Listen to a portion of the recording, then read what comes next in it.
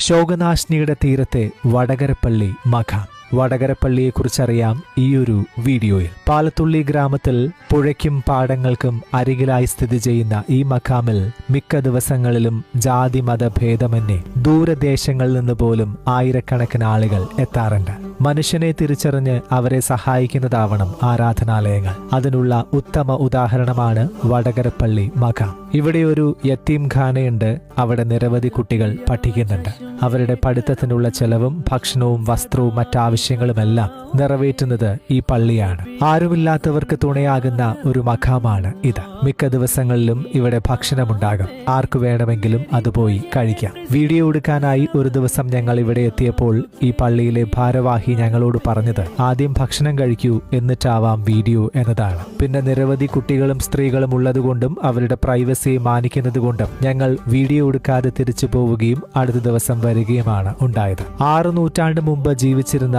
സ്ഥലപ്പേര് കൊണ്ട് പ്രസിദ്ധനായ ഒരു മഹാന്റെ ഖബറാണ് ഇവിടെയുള്ളത് എന്നാണ് എനിക്കറിയാൻ കഴിഞ്ഞത്. ജാതി മതങ്ങൾക്കപ്പുറം മാനവികതയുടെ വിളക്കുമാടമായി ഇന്നും പരിപാലിക്കുന്ന വടകരപ്പള്ളി മഖാം. ഒരു കാര്യം കൂടി പറയട്ടെ, ഇവിടേക്ക് വരുന്ന റോഡ് അത്ര നല്ലതല്ല. ധാരാളം ആളുകൾ വരുന്ന ഈയൊരു റോഡ് കുറച്ചു വർഷങ്ങളായി ഇങ്ങനെ തന്നെയാണ് എന്നാണ് അറിയാൻ കഴിഞ്ഞത്. അതൊക്കെ ഒന്ന് ശരിയാക്കിയാൽ വിശ്വാസികൾക്ക് അതൊരാശ്വാസമായിരിക്കും. ഇതുപോലെയുള്ള വീഡിയോ നിങ്ങൾക്ക് ഇഷ്ടമാണെങ്കിൽ പേജ് ഒന്ന് ഫോളോ ചെയ്യാൻ മറക്കല്ലേ.